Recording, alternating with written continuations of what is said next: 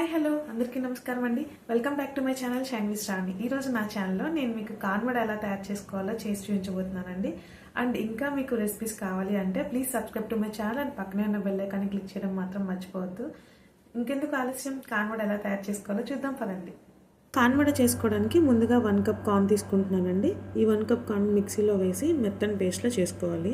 And నేను కొంచెం చివరిలో కొంచెం కార్న్ ఉంచుకుంటున్నాను. అవి మధ్యలో వడ అంతా పేస్ట్ చేసేసిన తర్వాత అవి వేసేసుకుంటే చాలా మధ్యలో క్రిస్పీగా తగులుతూ బాగుంటుందని అలా ఉంచేసుకుంటున్నాను అనమాట. మీ చాయిస్ అది, మీకు ఇష్టం ఉంటే అలా వేసుకోండి, లేదా మొత్తం కలిపి పేస్ట్ చేసేసుకోవచ్చు అనమాట. చూసారు కదండి, ఇలా ఫైన్ పేస్ట్ చేసుకున్న తర్వాత ఇదంతా ఒక బౌల్లోకి తీసుకుందాం.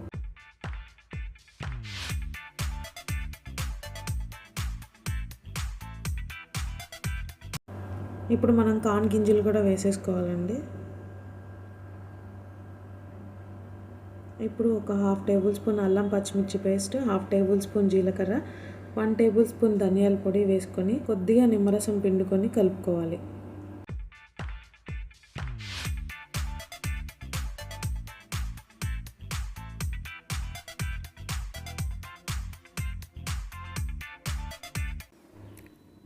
చూసారు కదండి, ఇలా బాగా మిక్స్ చేసుకున్న తర్వాత టేస్ట్కి సరిపడా సాల్ట్ వేసుకొని 3 టేబుల్ స్పూన్ బియ్యం పిండి, 3 టేబుల్ స్పూన్స్ శనగపిండి వేసుకొని బాగా మిక్స్ చేసుకోవాలి.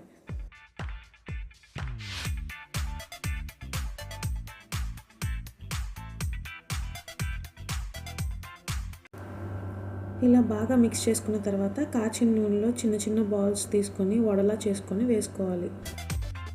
చూపించిన విధంగా వడలా తయారు చేసుకొని వేసుకోవాలి. ఒక్కొక్కటిగా తయారు చేసి వేసుకోవాలండి. ఇవి లైట్ గోల్డెన్ బ్రౌన్ కలర్ వచ్చేంత వరకు వేయించుకోవాలి. చూసారు కదండి, లైట్ గోల్డెన్ బ్రౌన్ కలర్ వచ్చిందనమాట. ఇప్పుడు ఇవన్నీ తీసేసుకొని ఒక ప్లేట్లో పెట్టుకుంటున్నాను. ఇలాగే మిగిలిన పిండి అంతా వడల్లా చేసుకొని వేసుకోవాలి. చూసారు కదండి, కార్న్ వడ అయితే రెడీ అయిపోయిందనమాట. మీరు కూడా ఈ రెసిపీ తప్పకుండా ట్రై చేయండి. నా వీడియోస్ కనుక మీ అందరికీ నచ్చినట్టయితే please subscribe to my channel, పక్కనే ఉన్న బెల్ ఐకాన్ని క్లిక్ చేయడం మాత్రం మర్చిపోవద్దు. Thank you for watching.